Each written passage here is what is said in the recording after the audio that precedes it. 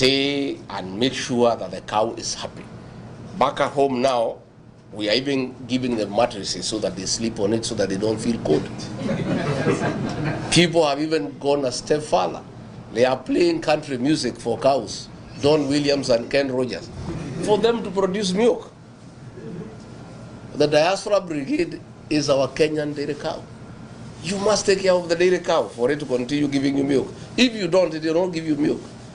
So we are saying we need a very honest conversation. And I have decided that I don't have to wait for us to form government, which we are going to form. I'll explain you why. I want to start this conversation early, so that by the time we form government in 2 years' time, we already have a framework for that engagement. First and foremost, we must have a discussion with you people on how we allow you to bring back your money home. As we speak today, I know most of you are hesitant to repatriate your profits back home because most of the money is being stolen by Ruto and his team. Most money is being mismanaged. There is too much bribery when you try to get building plans approved. You are not very keen. We want to say, how do we get this money from across the world to come back and build our economy? First and foremost, we must discuss the issue of double taxation. How do you ask people who have paid taxes in the United States to bring money home, then you tax it again? It can't work. Nobody will bring the money, they'll keep it here. So that is something we are going to have a conversation where we agree that it is not fair, it is not right to have double taxation. That once you have paid taxes in your country where you do business, that money when you send it home should not be taxed again. And that will encourage you people to invest back home. Again, we want to discuss with you on the possibilities of establishing a diaspora bond where money can be put together for investment, and we can discuss an interest rate that is attractive, probably much higher than what is available in your country where you are doing business. That is a conversation that we want to have with the diaspora people. When you look at things like the affordable housing that William Ruto is trying to do in Kenya, it is not the business of government to build houses anywhere in the world. The business of government is to provide roads, water, electricity, sewage, telephone, and a good environment in terms of security and a good environment for people to invest.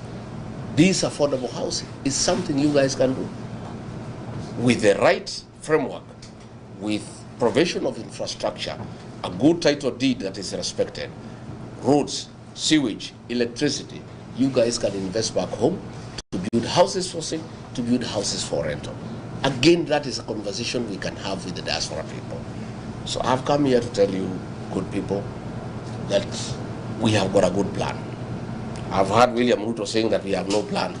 Our plan is only one term and Ruto must go. It is true, that is our plan for now, because it is not possible to do anything else unless he's out of office. So in business, you must have priorities. There are certain things you must do for you to go to the next stage. For us to end corruption, for us to improve our healthcare, for us to rectify our education system, for us to create the right business environment, we must exit William Ruto. So that is why we have that one-term movement. Once we are sure that he is out, then we have other programs on how we restore our economy. How do we restore our economy? How do we restore public confidence among investors? How do we attract direct foreign investment in Kenya? And why should we go to look for foreigners to invest back home when Kenyans living abroad have sufficient resources? They would like to invest back home.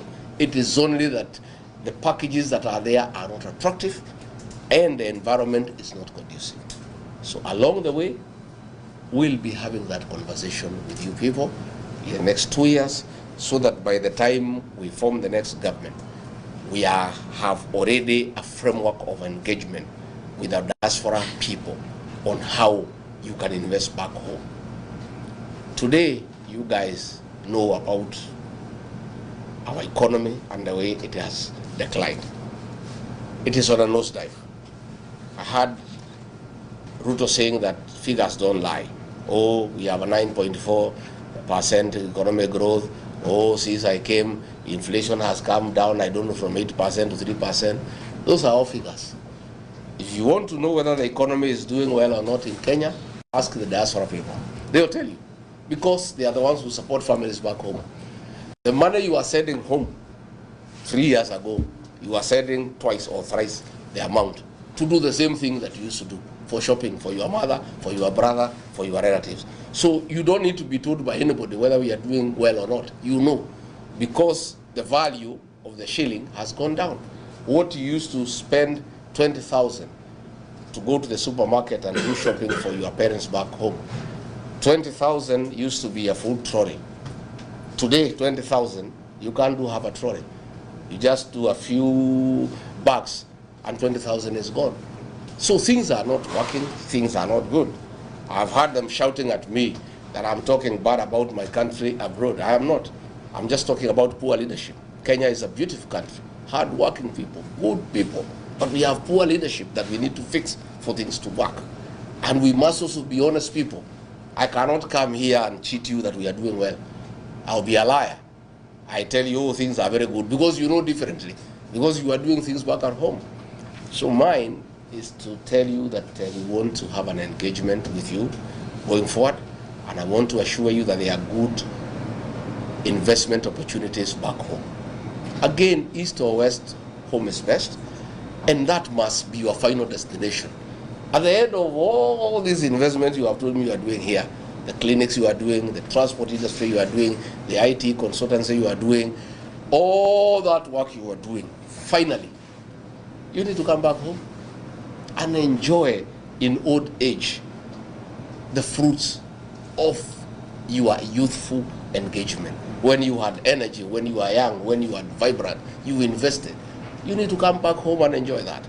And we have a responsibility as leaders now to create that environment, to enable you shift your investment slowly and progressively, so that hapo mbele, what you have here, you don't stop. You hand over to your children, wakuja waendelee na wewe uelekee wapi? Nyumbani. Lakini uelekee nyumbani kukaa nyumbani kugoja kukufa, unaendelea na kazi nyingine. You know, we want, you know, because for you to stay healthy and alive for a long time, you need also to be active. So you people are active people, you are business people. So I want to encourage you that once things are sorted out and we have got a good engagement, come and invest back home. If you are doing a driving school here, come and do a bigger one at home. Hii hapa wachia watoto waendelee naye. Yeah? So that wewe usimalizwe na baridi hapa, kuja nyumbani. It's much easier for you as you age, as you stay much more. So that is why I've come, and I'll be doing that, I think, in about 5 states, and I'll be back again and again and again. And above all, I also want to tell you that our community is under siege at home. And when you destroy this community, you destroy Kenya. We are the drivers of the Kenyan economy. Since William Ruto declared war on the mountain, the economy is almost collapsing, because people have stopped paying taxes, people have stopped investing, they are waiting for a new government. The way you are holding your money here, that is what people are doing in Kenya. Even ourselves, we do biashara kidogo kidogo, tumeshika kidogo tungoje mambo ibadilike. This is a community that is responsible for the growth of the Kenyan economy. And that is why you are successful here, because that's the way we were born. We are very aggressive people. We are very enterprising. We are very outgoing. And that is why we are in every town in Kenya. That is why here I have done some check. 80% of the diaspora brigade in the United States are people from the mountain. Because that is who we are. We are very aggressive people. We are very organized people. We are very hardworking. We are very focused. So I want to ask you, you have a lot of influence back at home. Because those families you support, those people you support, they listen to you. Please talk to them and tell them that in the space we are, we must stay united. Our strength as a community is our unity. We have the numbers, yes, to form government, but those numbers are only useful if they are united and they cast their vote in one basket. But if we are divided, we are stuck. That is why William Ruto got rid of me, because he started to divide the mountain, east and west. Meru, Embu anaweka kando, hii ingine anaweka kando, anagawa watu ya Nakuru. I told him you can't do that, because I knew if I allowed him to divide the mountain, we are finished. He'll sit on us the way Moi sat on us for 24 years. So I refused, and I must report to you that I have successfully managed to keep the mountain together. It is so united, it has never happened since independence. The mountain is one. The Merus, the Embus, the Tharakas, the Mberes, the Kikuyu, we are talking one language. And we are all staying together and working together. I must say I was very happy when I came to Seattle. And when I went to Ngemi, I was a happy man. I found the Gen Zs, our children, dancing our songs, singing our songs, proud of our songs, proud of our heritage, happy to see their leaders united as a people. It was the happiest day in my life, because when I saw attempts to isolate us, and I have found people have come together and they are talking the same language and they are saying we are one, I'm a very happy man.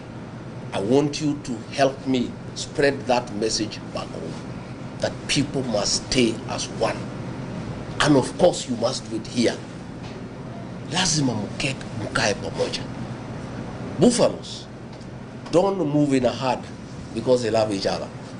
Buffaloes walk together because of the danger of walking alone. When you are in foreign land, your safety as a people is being united. So I'm very happy when I meet you here as members of community, and Penny here, when we had challenges, you would come here as a people and be together, congregate together, discuss your issues, support each other. That is the way to go. And I want to tell you, I have gone a step further when I realized that Ruto wanted to repeat what happened in 2007. He wanted to unite 40 versus 1, like it happened in 2007. When I realized that, I moved very fast. I consolidated the mountain behind me to speak as one, and then I started looking for friends. And that's where the cousin movement came from. The cousin movement has spread like bushfire. Yeah? Everybody now is a cousin. Isn't it? And these guys who wanted to isolate us have gone mad, wondering this cousin thing imetoka wapi. Hi kuzo, hi cousin, We good. I'm telling you, the Kikuyu nation has been embraced by everybody. I went to Ukambani. They were happy to see their cousin. I went to the coast with the Mijikenda. Our cousin were here. I went to Luyaland. They could not even let the leaders there speak. They want to see their cousin. Yeah? By the way, I reached to Masaini, we had to agree they are not cousins, they are Washemeji.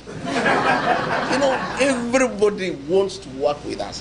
One, we have been identified as a decent community and people who keep their promise. We promised William Ruto we will elect him, despite what he had done to our communities, and we kept that promise. That has earned us respect among other communities. Number two, our hard-working spirit, creating business opportunities for all Kenyans, has made us very admirable to the people of Kenya. So mimi nimetafuta urafiki na makuzo wetu. Tafadhali msiharibu hiyo uhusiano. Hata nyinyi hapa tafuteni cousins wetu mkae pamoja.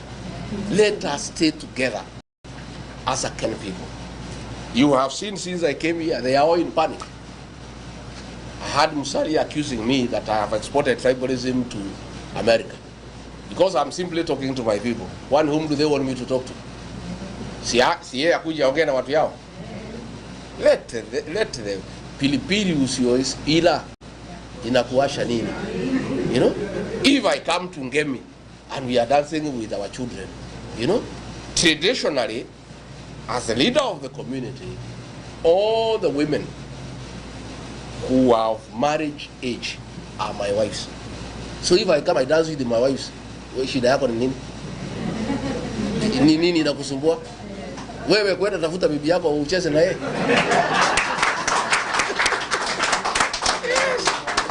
You know, they are so bitter. And they are bitter because they have seen we are united. You know, they thought you people in America don't care.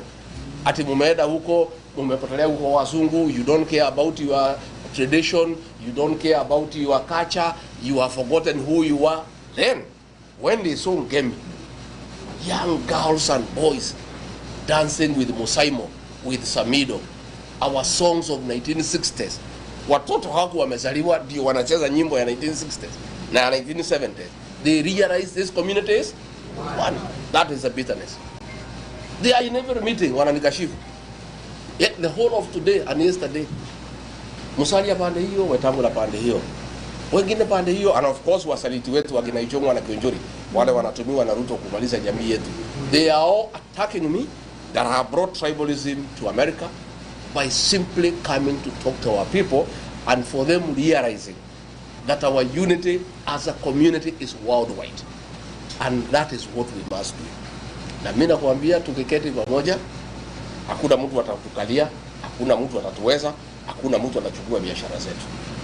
I must tell you, hao watu, they wanted to take over our businesses. Watuue, wachukue biashara zetu. Lakini hakuna mtu atakubali. When we had problems in Sabasaba, I think you must have followed. And they tried to say, no, hii shida iko Kenya, ni Wakikuyu wamelete, ndio wanataka Ruto atoke. Wakenya wengine hawana shida. Hey, people from all communities said, no. If anybody who wants Ruto out is a Kikuyu, I was the happiest man that all communities defended us and said that what we are doing is the right thing. So I want to assure you that nobody will isolate us. We are part of the Kenyan nation.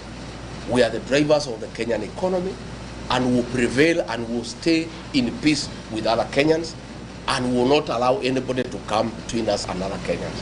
And I want you to be proud of your origin.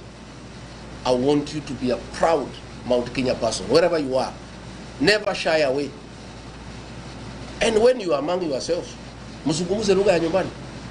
Why do you want to talk the language of the colonials when you are among yourselves? I have no apologies to make anybody, myself.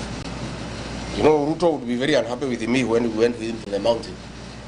Anaongea, akiniita, mimi naongea kinyumbani. Watu wanapiga makofi, naongea Kiswahili hapo mwisho. Akiniuliza mimi namwambia mimi si Mchina, mimi si Mzungu. Tulikuwa Murang'a. Hii watu ya Murang'a, you want me to speak to them Kiswahili, why? And they are my people, we are the same people. I'm there, I'm one of them, they are there. There is no other community in the meeting except yourself. So wewe, sisi watu walikupigia kura, wewe uvumilie. Tuongee mambo yetu. Si ndio? And you'll be very mad. But siku nilikuwa namuombea kura, he didn't have a problem. Nilikuwa nikiongea hiyo Kikuyu nikimtafutia kura, anacheka mpaka inaonekana hii jino. Sasa ile amepata, he has a problem. Dukana shonoke. Wetu Mugikuyu. Gutiri mundu waikirie marwa. Maitho yoro kira gucera mwarene oi aciarwo Mugikuyu. Gutiri na tutingimeno nducoka tweke atia. Twemene no tuko turi irimu itari na kuria iri. Ati andu marakumena nawe wemene. O uria andu acio maratuhura noguo andu aitu maranyitana. O uria maranyita mukabira andu aitu maranyitana ta thimiti. Andu ungirora mutandao mothe makijita mukabira andu maruga yitu ria kabira. They are actually helping the integration of our community as one people, because they are wondering what is this beef. Yeah? I met the Kisis in Seattle, nobody is complaining. I met the Maasais, nobody is complaining. Nodi kisema nyaradu wa nyumba ito ne bawaju. Kaitwa rumireo. Haro twa rumira tutigia dana. What is it so wrong when we love one another? When we appreciate one another? Yeah? Ona mathondeka ngemi cia kwao macitoro magucita na ikonyo ngemi mutigana ikujita ona mwaka ucio ngi no cio ngemi no ikubia ndicaragia goka. We must come. We must be proud of who we are, and we have no explanation to make to anybody. We have no apology to make to anybody. We are who we are because we are God's creation. Na igwiti ithu twirire Ngai atuciare turi agikuru no Ngai na wega wake na ugi wake waugire kugia ruriri rwitagwo agikuru. Riu marauga ati turingia America mahitia maitu ni mariko na twaingi ha mundu ahota kumagana na komatha ri. Can you be blamed by anybody? Why are they not complaining? Tuko majority Kamete prison waseme tuvuguliwe wewe nyumbani tondu Kamete ni andu itwa ingiri matikiuge guku Kamete gutiri na fairness this is not fair makiuge bana hii ni ukabila itakuwaje Kamete imejawa Kikuyu wafuguliwe waende wapi nyumbani? Then we know they are genuine about fairness. So the way we are more in Kamete, the way we are more in the city mortuary, the way we are more in government, the more we are in the US, because it's natural. It is proportionate, isn't it? It's proportionate to the population, and we are not responsible for our numbers in Kenya. That is God. Na sisi hatuwezi uliza Mungu swali ati kwa nini tusema sisi tuko wengi. That is the way it is. So watuzoe. Na wale koiwa ni arakira akara ya magia kanyoi. Iyo koiwa ni arakara te munegi guku na mwena mawira ri eke uri. Please you guys, I'm proud of you. I am so proud of you. I'm so happy. I met other business people in Seattle. I'm happy. People have come here and made wealth. You are creators of wealth. You create employment. You impact on other people. Ugunugu ngai yendaga. Ati ngai akurathima nayo karathima andu angi. Ati mukite guku mukajia mawira.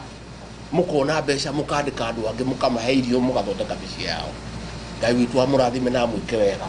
Amwararamirie mihaka. Murori magukumia. Amugitire kuma kwi ndwari. Mĩciĩ yanyu uraga irathimo hiana mbura njega. Muthie na mbere na gutherema na mugie na riri na muhe nyumba itu ya Gikuyu na mubiriri kuria guothe muri thiini wa thi o kuria guothe mwathie mukaheo gitio ni uria mwirutire ni uria mutaga maundu manyu. Nie ngwenda kumutigira hau ndimwire twi hamwe muno na nie ni ngerete muno guka guku na nie ndirarota kana kanini ona nie maica makwa ndire ndarora ndire kwa America lero haha ngira ngari ino ukwenda kuria kinyita kwenda gwetha bathaa cigana. I'm feeling like a small baby. My community has really spoiled me. I'm so proud. The love and the affection my people have shown me. You know, I feel like I could stay here forever. It's only that niko na kibarua nyumbani. Na hii watu najua siwezi waacha sana. Lazima nikae hapa 4-5 weeks nirudi. Nisukume hii jamaa mpaka mwisho. I have to do it for the sake of our country and for the sake of this community. If we don't stop him, he will destroy this community. The final one is that you must help me mukiongea nyumbani. Are the traitors of our community. Andu aria marakunyanira nyumba itu. Andu aria maratwendia kwiruta anine ruriri. Mwahura thimu mucii mukera andu aitu. Andu acio thone mamoe mamekere rurita kagogo. Na tondu makwanjia guthii utuku mekirwo mbugi gigo. Aiwe kayo ko mbugi akamenyekana arekane. Let me tell you, a few of you here may know, our struggle for independence, it took many years, more than 30 years. Kumari ya hari dhukumaji in 1922, all the way to 1963. Why did it take so long to fight the British colonialists and move him from Kenya? Bare yo yari tuhirio ne gati na tukonia na kunyaniria ruriri to ne yo mera ka muthungu haria bau mawiri to ne yo moe nguruga haria ire ne yo moe haria mundu angihitha andu acio ne yo mari tuhirie bara yitu andu aya mena ruto ne yo maratuma nyumba yitu ehuru okorwo matire nake ona tige ne yo amagurire matiangia ndangihotire gutuingata obici ahuthiririe andu aitu indo icio ro ni irathukire Nairobi ciothe ararutire mbeca iranengerwo maina njenga aracaria andu amungiki maracina indo cia nyumba itu na anake acio maracinire ni andu aitu aicimu aria marabangire nake ni andu aitu. Problem itu ta community ni akunyaniria ruriri onao metereirwo uguo. We want to send a message to the betrayers of our community for the next 50 years. Ati gutire mundu regi wa kunyanira ruriri. Abunge acio the na senator. Andu merumete kini.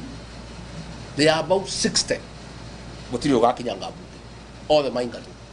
nigetha andu bamenye muthenya ungi yuraga kiyaga ndugakunyanira ki waigua handu rurire rwakunyanirwo ukauga reke ngithite iria njoke tondu of what is going to happen. And that is why I'm doing something a bit different, and that will be my legacy to our community. I'm mentoring the next generation of leaders.